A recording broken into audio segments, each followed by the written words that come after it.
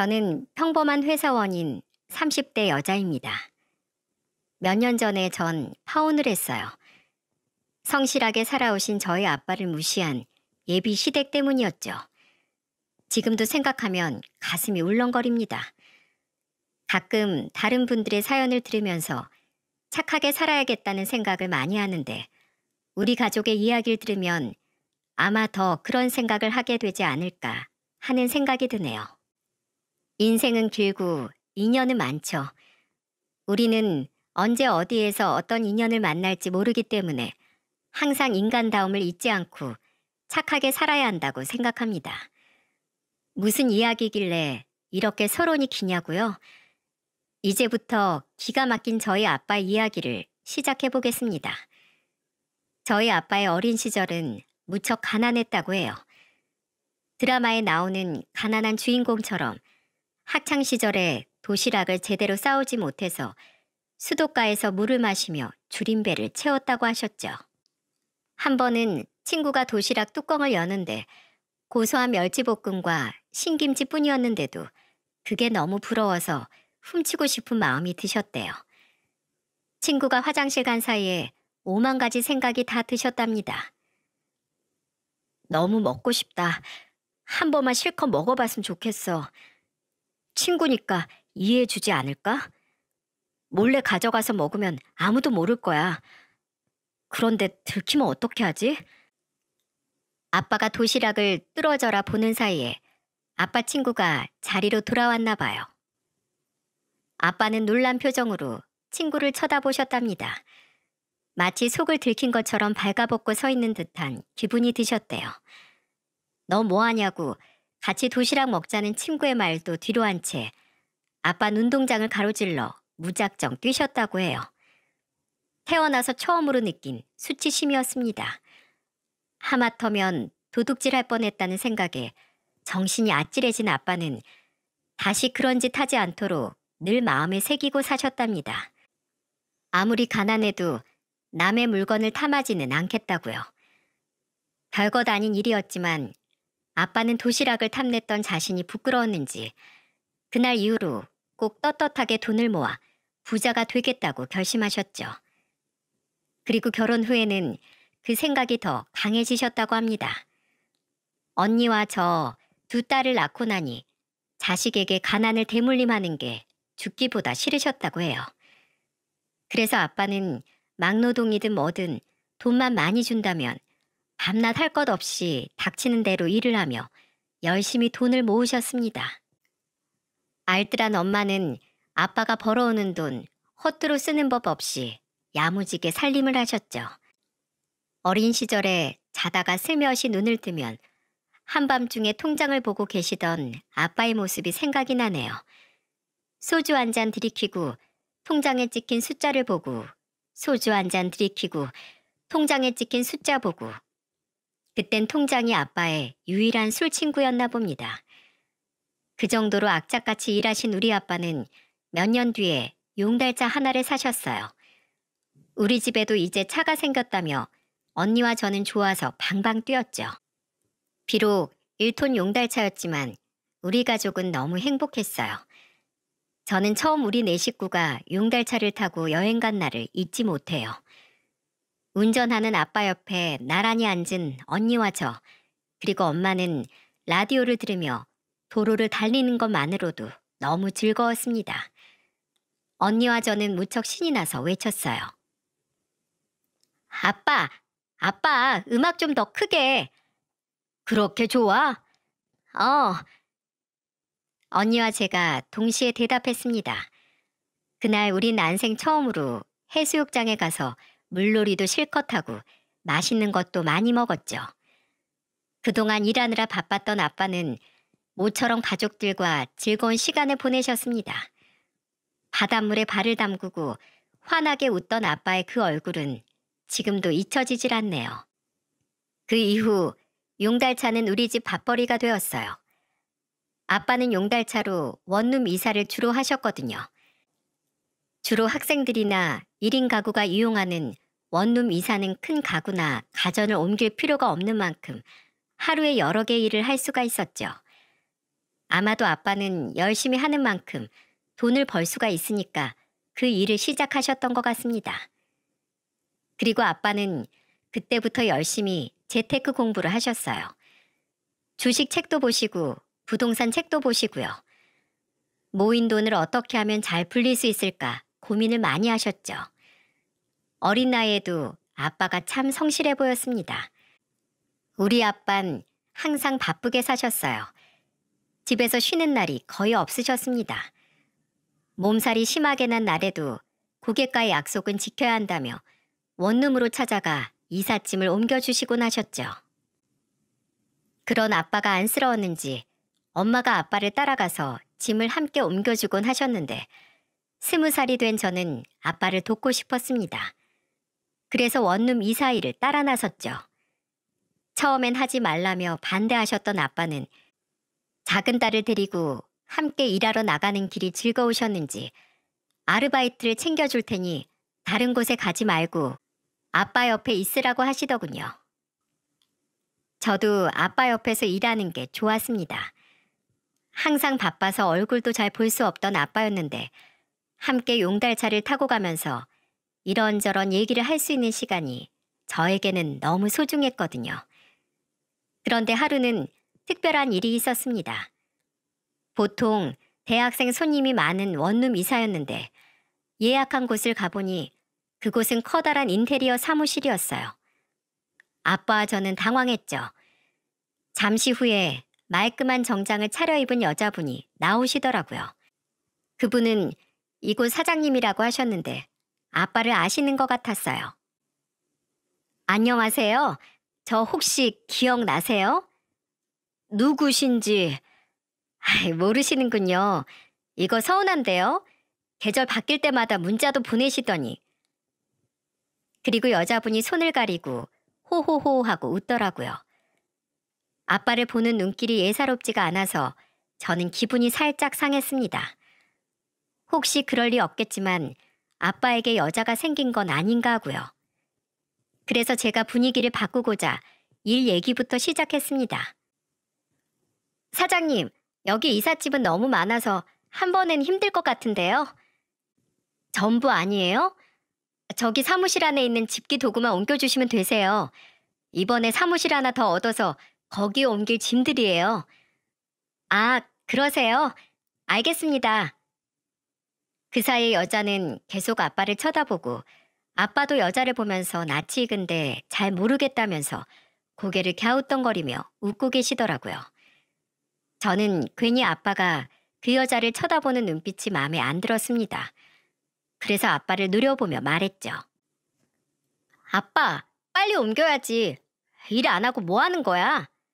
네, 갑니다. 가요. 딴짓하지 마. 만약에 나한테 걸리면 삼진 아웃이야. 알았어요? 그렇게 사무실에 있는 짐을 옮기고 나서 목적지로 출발하려고 했습니다. 그런데 앞불싸 그 사장이란 여자가 갑자기 저희 용달차에 올라타는 겁니다. 그래서 저는 놀라서 소리쳤죠. 지금 뭐 하시는 거예요? 제가 차가 고장이 나서 사무실까지 신세 좀 질게요. 여 사장님은 저와 아빠의 용달차에 올라타고는 손잡이를 잡더군요. 이 여자가 점점 마음에 안 들었습니다. 그래서 팔짱을 끼고 눈을 감고 있었죠. 아빠와 여자가 무슨 얘기를 나누나 신경이 곤두서 있었지만은요. 그러다가 문득 아까 여자가 한 말이 생각나서 물었어요. 아저씨 계절 바뀔 때마다 문자도 보내시더니 그 말이 무슨 뜻이에요? 네? 아빠가 문자 보냈어요? 무슨 오해가 있나 봐요. 무슨 오해요? 아저씨는 계절이 바뀔 때마다 혹시 새로 이사 계획은 없으신지, 이사 계획이 있으시다면 본인을 이용해달라고 마케팅 문자를 보내셨잖아요. 어쩜 이리 꼼꼼하신지. 전 그 문자를 받을 때마다 기분이 좋더라고요. 마케팅 문자요? 아, 네. 입에 풀칠이라도 하려면 뭐라도 해야죠. 아, 근데 왜 기분이 좋아요?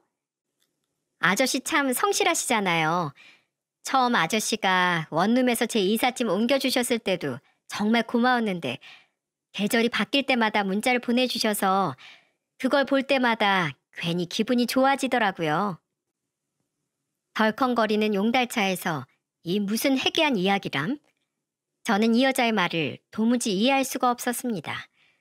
그런데 뭔가 아련한 표정을 짓던 이 여자는 아빠에게 말을 건네는 겁니다. 저 기억하시겠어요? 관악구 원룸에서 쓰러진 여학생인데. 관악구? 저 병원에 데려다 주시고 부모님께 연락도 해주시고 남은 이삿짐의 쓰레기까지 모두 정리해주고 가셔서 그때 정말 고마웠어요. 그 학생이야? 아빠는 그제야 생각나는지 놀라서 입을 못 다무시더라고요. 아유, 성공했네. 이제 몸은 좀 괜찮아요? 그럼요. 아저씨 덕분에 이렇게 건강하게 잘 지내죠. 한번 꼭 뵙고 싶었어요. 아저씨 아니었으면 저 정말 위험할 뻔했다고 하시더라고요. 쓰러진 사람 구하는 건 당연한 거지 뭘. 그래도요.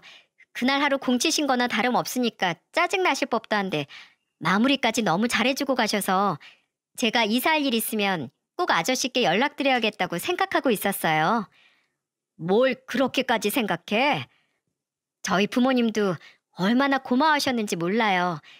그때 보답해드리고 싶었는데 싫다고 하셔서 결국에 저희가 은인에게 보답도 못하고 이렇게 시간만 보내버렸네요. 괜찮아요. 괜찮어.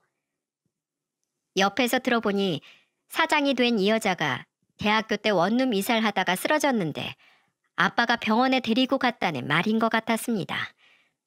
어려울 때 도와준 고마움을 잊지 못하고 몇 년이 지나 아빠에게 다시 이사를 도와달라고 전화한 것 같더라고요.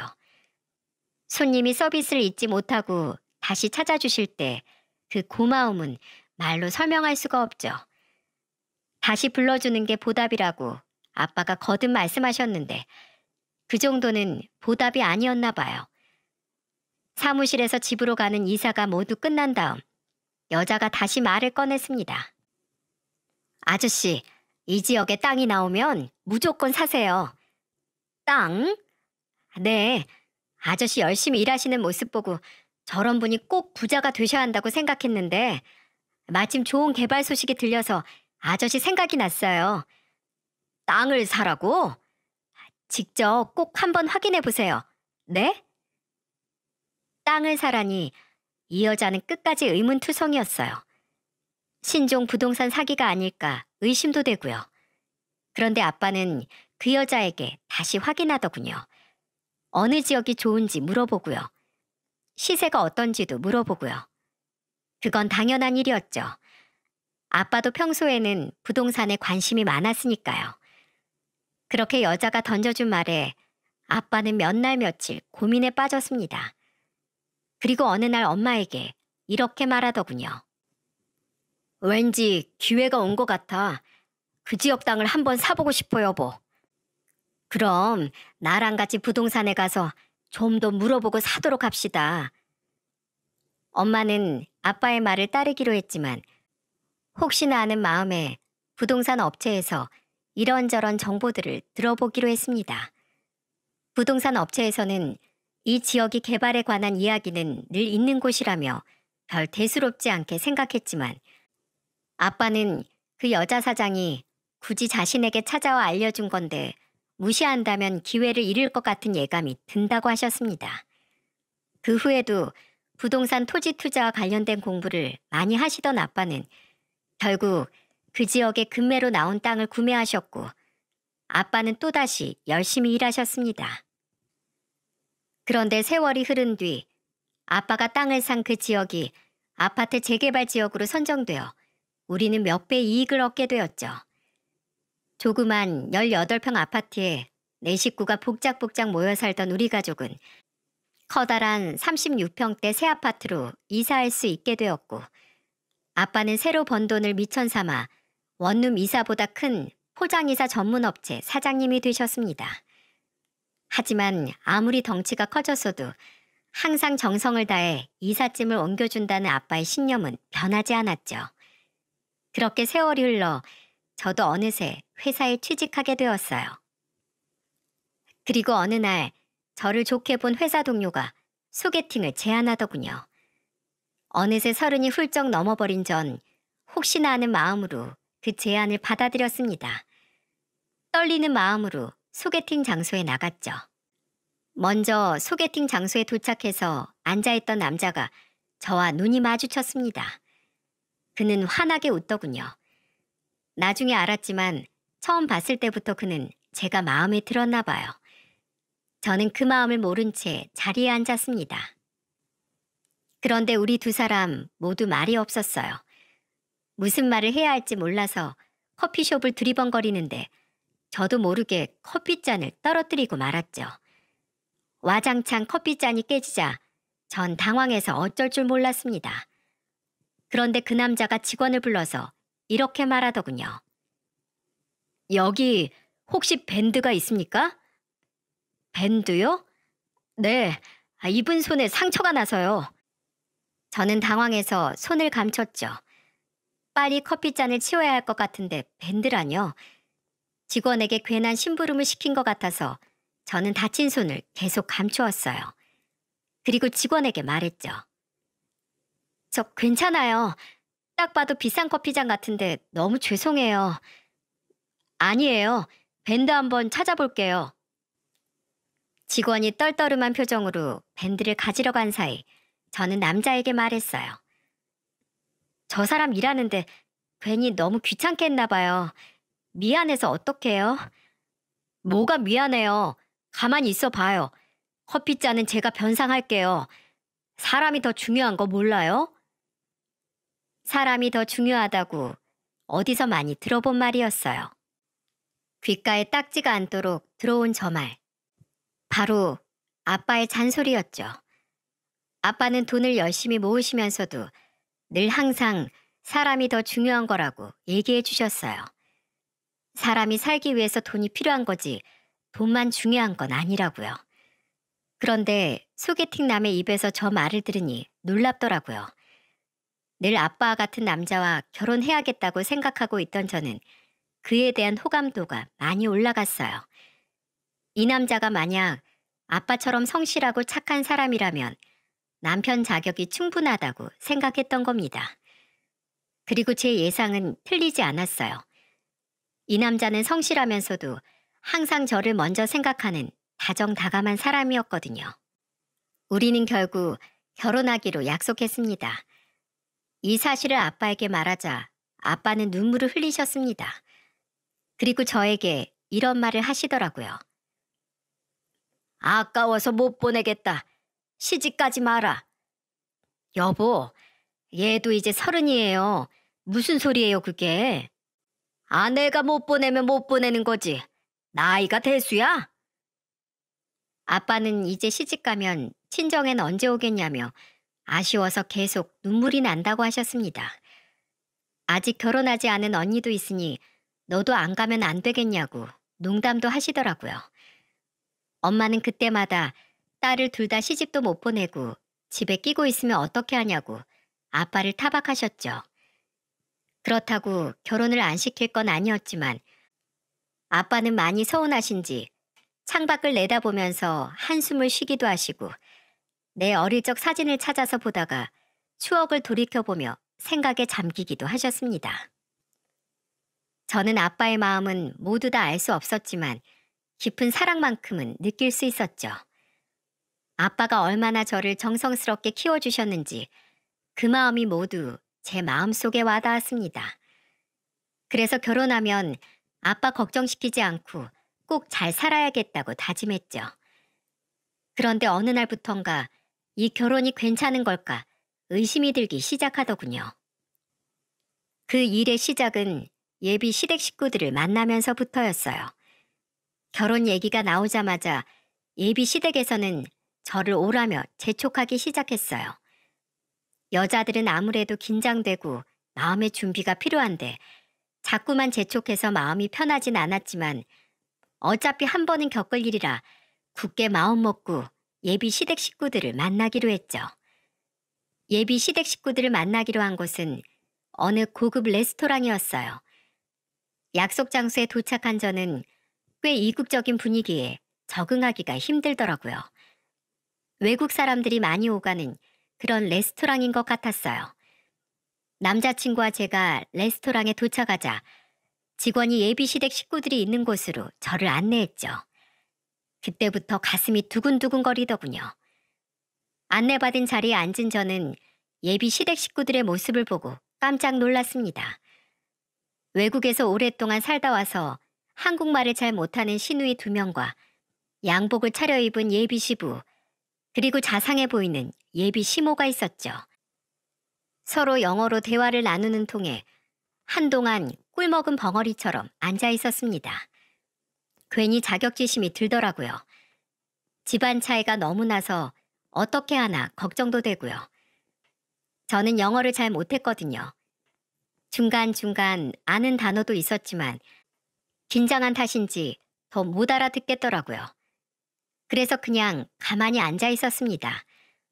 결혼하는데 영어가 왜 필요하겠습니까?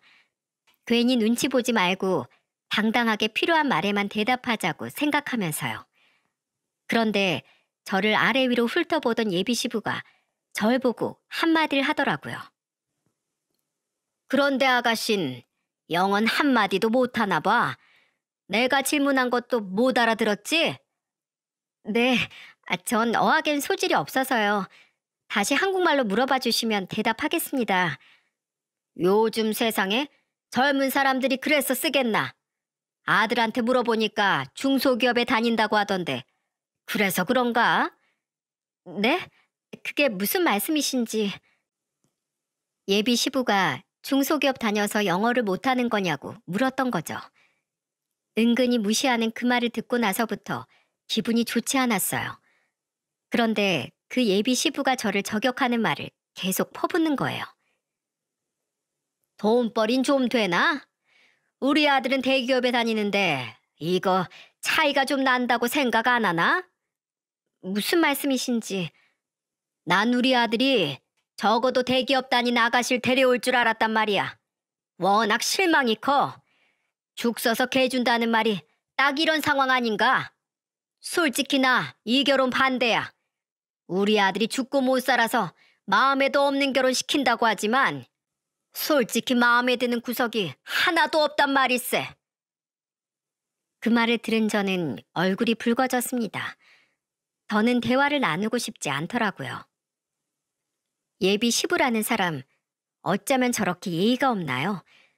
아무리 며느리감이라지만 처음 보는 사람한테 반말이나 내뱉고요. 저급하게 돈 타령만 하는 그 말투도 너무 싫었습니다. 그래서 저는 한마디 해주었죠. 저요, 며느리 역할 하라면 얼마든지 할 수 있는 사람입니다. 그런데 어른이 어른답게 나와야 저도 그런 마음이 생기죠. 제가 아무리 싫으셔도 이렇게 면전에다 대고 그런 말을 하는 건 예의에 어긋나는 행동 아닌가요? 사람이면 할 말이 있고 안 할 말이 있는 겁니다. 저는 저희 부모님에게 사람에게 예의가 제일 중요하다고 배웠거든요. 더는 못 참겠네요. 이만 가보도록 하겠습니다. 그리고 그 자리를 박차고 나와버렸죠.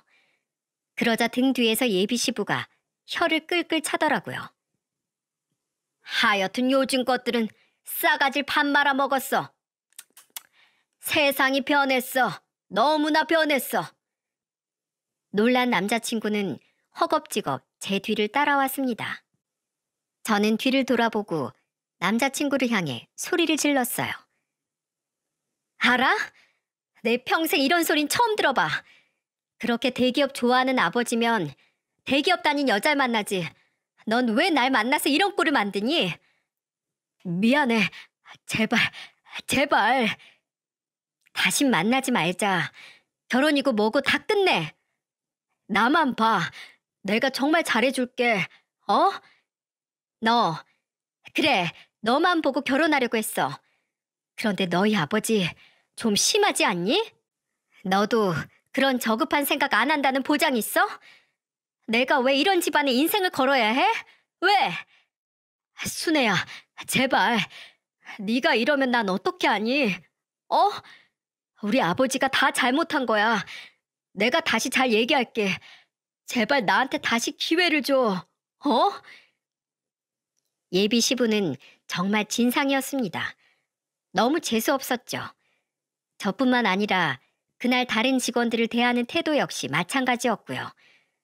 거들먹거리는 그 목소리부터 은근히 사람을 무시하는 그 말투까지 모든 게 다 엉망이었어요. 하지만 저는 또다시 상견례 날짜를 잡고 말았습니다. 왜냐고요? 남자친구 때문이었죠. 남자친구는 그 일이 있고 난 뒤부터 한 끼도 먹지 않고 알아누웠습니다. 저를 생각하면 미안한 마음만 든다면서 계속 눈물만 난다고 하더라고요. 그는 저에게 한 번만 만나달라고 애원했습니다. 저도 그땐 아직 그 남자에 대한 마음이 남아있을 때라 아무것도 먹지 못하고 누워있다고 하니 조금 걱정이 되더라고요. 연애할 때 저에게 그렇게 다정하게 잘 해주었던 남자인데 예비 시부의 말 몇 마디에 이렇게 매정하게 내치는 게 맞나 싶기도 하고요. 그래서 마지막으로 딱 한 번만 더 만나기로 했습니다. 지난번엔 워낙 감정적이었으니 이번에 만나면 제대로 설득하고 끝낼 생각이었어요. 그런 집에 시집 갈 수 없다고 말이죠. 우린 서로 각자 다른 길을 가면 되니까 밥 잘 챙겨 먹고 다니라고요. 하지만 제가 마지막에 연민이 남아 있었나 봅니다. 회사 커피숍에서 만난 남자친구는 얼굴이 엄청 야위었더라고요. 한 끼도 못 먹었다는 그의 말은 사실이었습니다. 그는 울면서 저에게 매달리기 시작했어요. 제발, 우리 다시 만나자. 난 너무 힘들어. 내가 어떤 일을 당했는지 알고도 그래? 나도 힘들어. 그런데 우리 그만하자. 그리고는 매정하게 그것을 빠져나오려던 순간 남자친구가 갑자기 가방에서 뭔가를 꺼내는 겁니다. 그건 바로 각서였어요. 이거 각서야.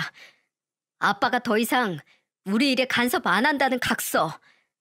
뭐라고? 각서? 난 너 없으면 부모 자식 인연 끊겠다고 했더니 아버지가 써줬어. 결혼만 하면 우리끼리 살면 돼. 이제부턴 전혀 아빠 신경 안 써도 된다고. 그 각서를 보니 정말로 그런 내용들이었어요. 그래서 한 번 더 기회를 주기로 했습니다. 어차피 완벽한 사람이 없으니 부족한 건 내가 채워나가자고 마음먹었어요. 그리고 남자친구와 그동안 정이 많이 들었고 내가 파혼 선언한 후 식음을 전폐하고 살도 많이 빠진 모습을 보니 영 마음이 좋질 않더라고요. 그래서 마지막이란 생각으로 다시 받아주기로 했습니다. 그래서 한 번 더 부딪혀 보기로 한 거죠. 예비 시부가 어떤 성격이라는 걸 알았으니 지난번과 같은 일이 있으면 저도 한마디 할 각오로 다시 상견례 날짜를 잡았습니다. 이런 일들이 있었다는 걸 전혀 모르는 우리 가족들은 무척 설레했어요. 특히 엄마가 신경을 많이 쓰셨죠. 시댁 부모님들은 어떤 분이시니? 엄마가 실망할 수도 있는데 좀 독특한 분들이셔. 아니, 그게 무슨 말이야? 독특하다니. 성격이 좀 일반 사람들 같지 않더라고. 그래서 저번에 사실 나랑 한바탕 했어. 그러니 엄마, 혹시라도 상견례 때 이상한 말 하면 한 귀로 듣고 한 귀로 흘리면 돼. 알았지? 가능한 빨리 상견례를 끝내고 싶은 저의 속마음이 툭 튀어나와 버렸습니다. 어차피 상견례 때만 잘 지나가면 우리 가족과 얽힐 일은 없을 것 같았거든요. 상견례를 앞두고 부쩍 예민해진 저를 보고 언니와 엄마는 결혼 앞둔 신부들이 저렇게 예민해진다며 웃고 넘어가더라고요. 한편으론 정말 다행이라고 생각했어요.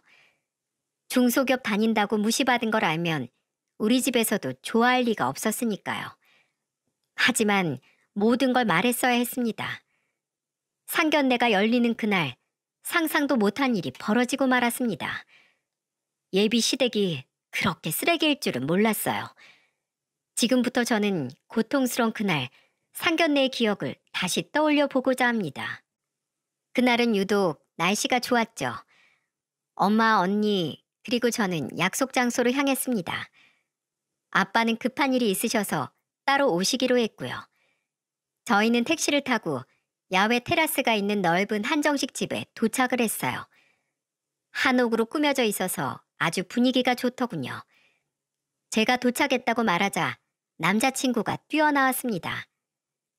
그리고 언니와 엄마를 예약해둔 방으로 안내했죠. 그곳에는 이미 예비 시부와 예비 시모, 예비 시누이들이 앉아 있었어요. 엄마가 먼저 고개를 숙이며 인사를 했죠. 안녕하세요. 네, 안녕하세요.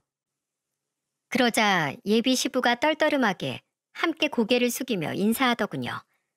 그런데 예비 시부를 보자 엄마의 얼굴이 굳었습니다. 엄마, 왜 그래? 아무것도 아니야. 내가 사람을 잘못 봤겠지. 상견례는 시작도 하지 않았는데 엄마는 모든 걸 초월한 듯한 표정으로 생각에 잠겨 있었어요. 그 사실을 모르는 남자친구는 엄마에게 말을 건넸죠.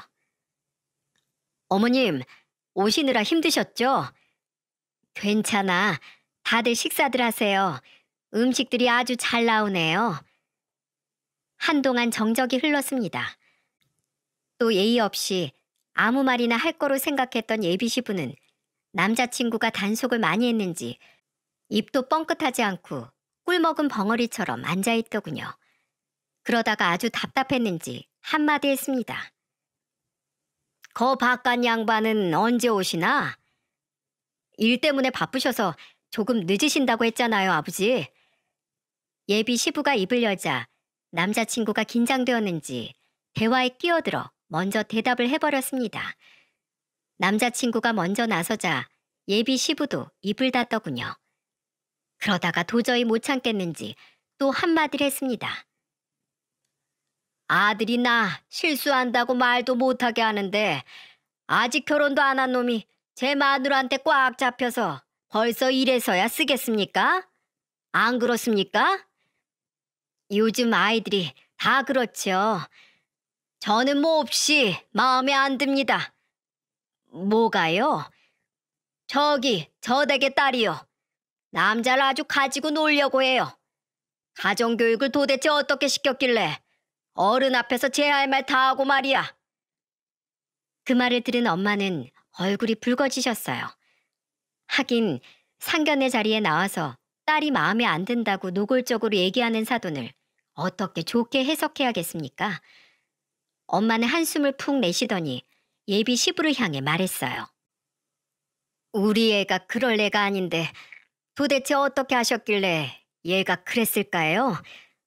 뭐요? 우리 애한테 도대체 무슨 말을 하셨냐고요? 대기업 다니는 며느리 보고 싶었는데 넌 중소기업밖에 안 나왔냐? 그랬습니다.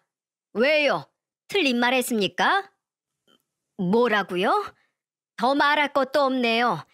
이 결혼은 없던 걸로 하죠. 이렇게 사람 무시하는 집안에 딸을 시집 보낼 수 없죠.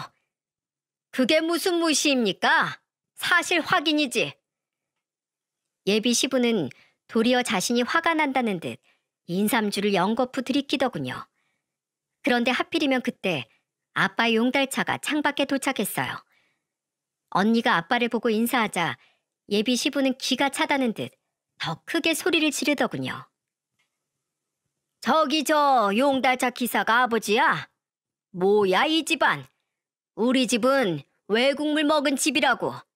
그런데 나보고 저런 못 빼어먹은 사람한테 사돈이라고 부르라고? 여보, 그만해요. 이러면 안 되잖아요. 아버지, 제발 가만히 좀 계세요. 네? 예비 시댁에서 온 가족이 예비 시부를 말렸지만 소용없었습니다. 엄마 언니는 말을 잃었어요. 그리고 아버지가 방 안으로 들어오자 예비 시부는 기다렸다는 듯이 아빠를 향해 막말을 퍼부었죠. 왜 바깥 양반 되는 사람이 약속도 안 지키고 늦나 했더니 용달차 기사였구먼. 죄송합니다. 차가 갑자기 고장이 나는 바람에 많이 기다리셨죠? 아빠는 예비 시부가 무시하는 소린 듣지도 않고 거듭 늦어서 죄송하다는 말만 했죠. 그 모습을 본 저는 화가 났습니다. 아빠, 사과하지 마. 이 결혼 끝났어. 그리고 아저씨, 더는 못 듣고 있겠으니까 이제 그만하세요. 네? 순애야, 너 그게 무슨 소리냐? 제가 화내는 소리를 듣자 아빠가 놀라서 물으셨습니다. 그런데 그 말을 붙잡고 예비 시부가 또 시비를 걸어왔죠. 어쭈, 나를 아주 잘 키워놨어. 저것 봐라.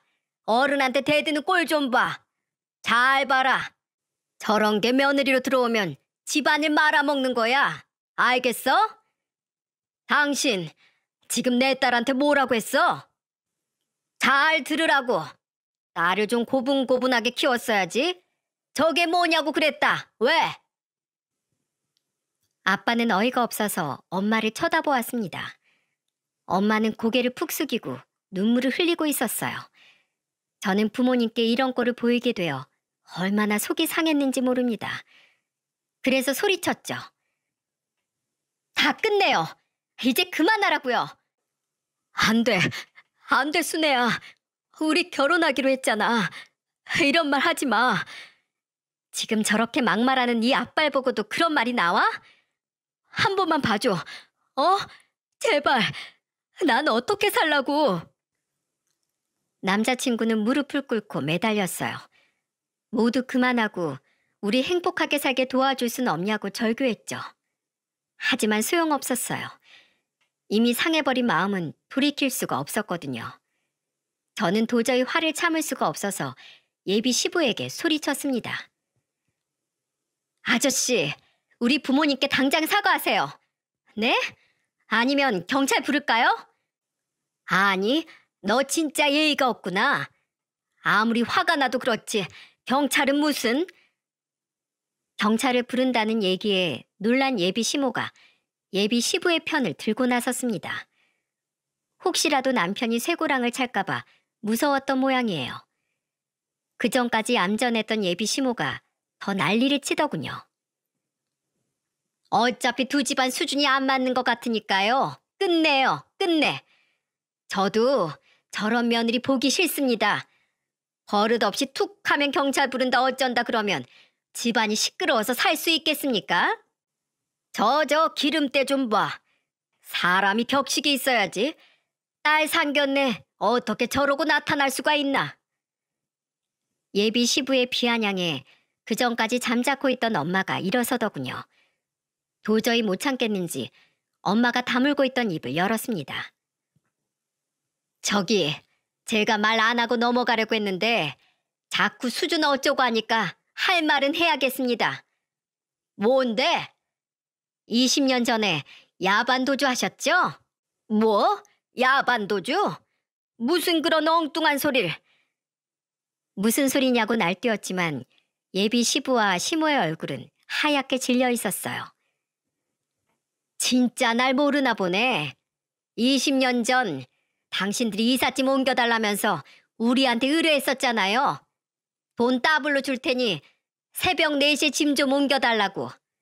그러곤 중요한 짐들만 달랑 옮기고 나머지 짐들은 그냥 우리 보고 알아서 처분하라고 돈 주고 갔잖아.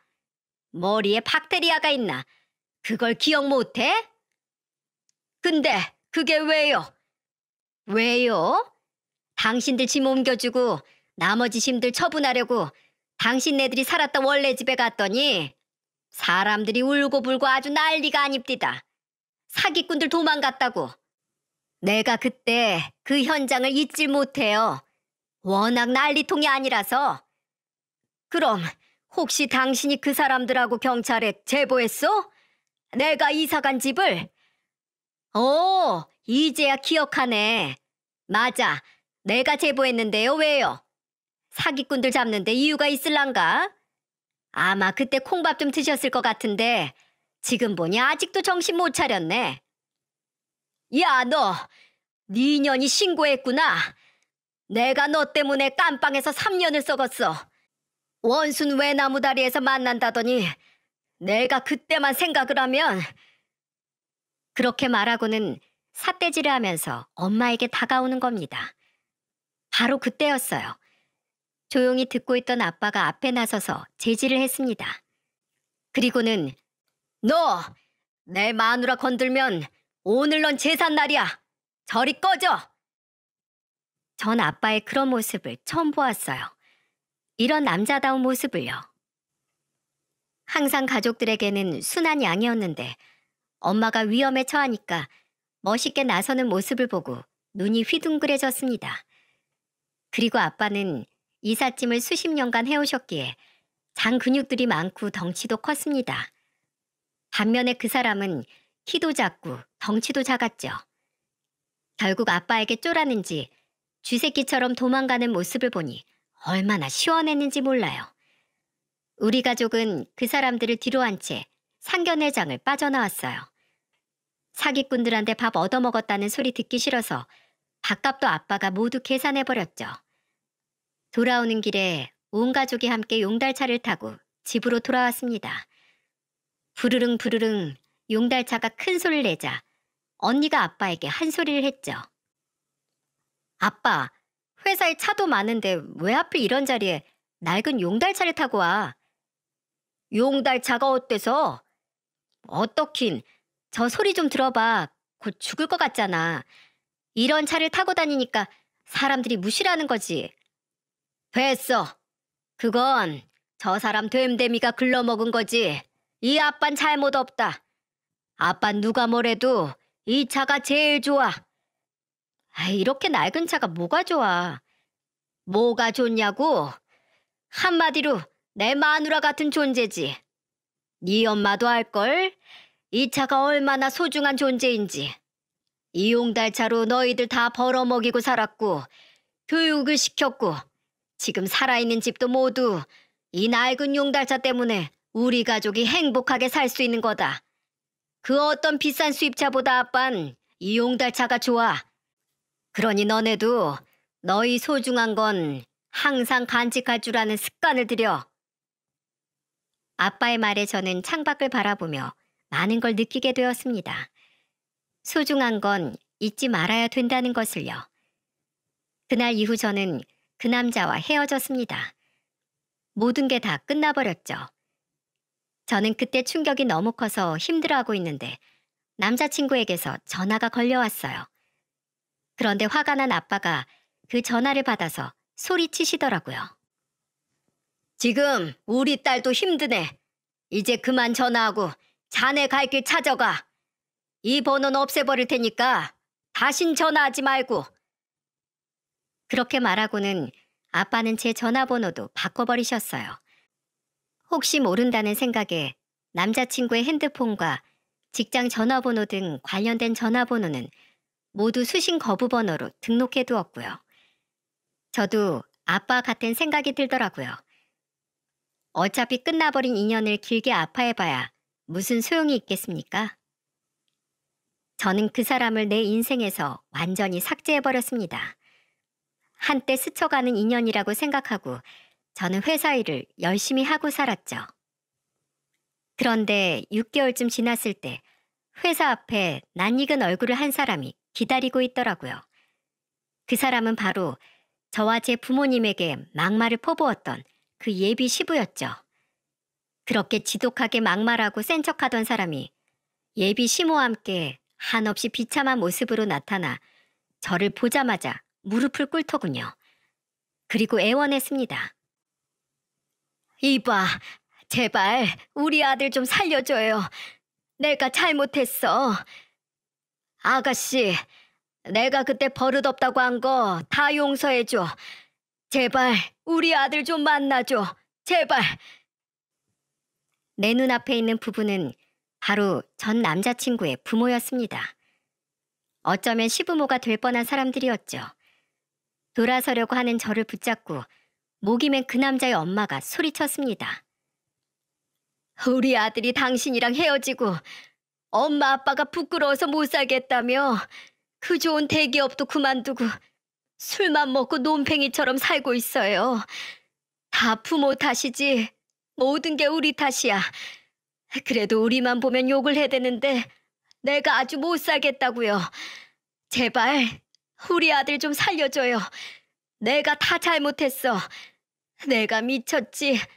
상견례에서 만났을 때 무조건 우리 복이라고 생각하고 잘해주고 아껴줘서 했는데 그걸 모르고 그렇게 며느리 될 사람한테 날뛰었으니 마음 상할 만도 해요.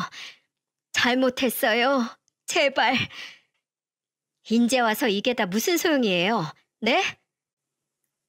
아무리 사과를 해도 다친 저의 마음은 절대 열릴 리가 없었죠. 그렇게 그 남자의 엄마를 뿌리치고 돌아서려는데 그 남자 아빠가 손바닥이 발이 되도록 빌고 있는 게 보였습니다. 제발 부탁해요. 이게 다 내 욕심 때문이지. 다 내 탓이야.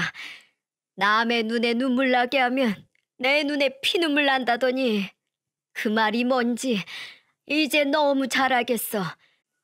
우리 아들 저렇게 술 더 먹다간 병원에서 술병으로 우리보다 먼저 죽을지도 모른다고 하는데 내가 못할 짓이 뭐가 있겠어요.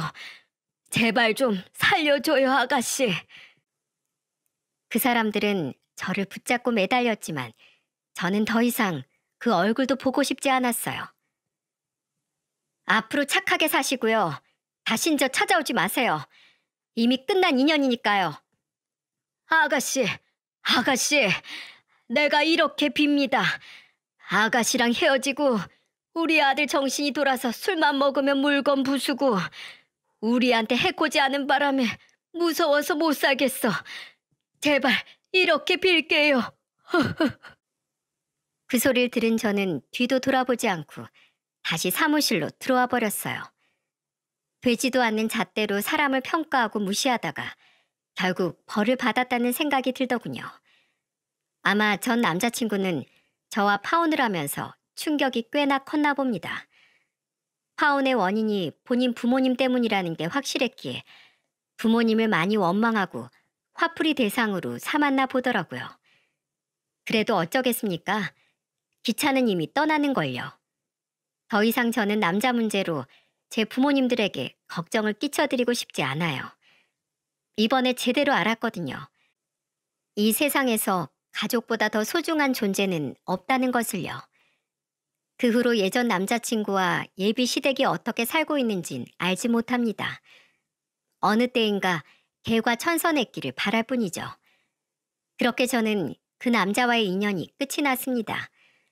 이번 일을 계기로 하나 배운 게 있어요. 절대로 사회적으로 약자들을 무시하거나 함부로 하면 안 된다는 것을요. 그래서 저는 착한 사람들에게 더 많이 베풀고 살기로 했습니다.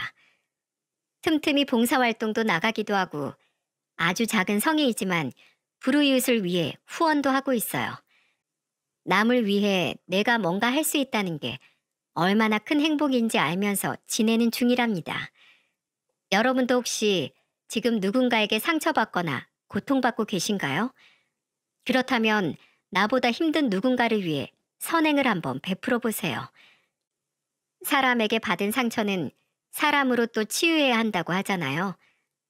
베푸는 기쁨 속에서 어느새 고통은 사라지고 뿌듯함이 내 마음을 가득 채우게 될 거라고 믿어요.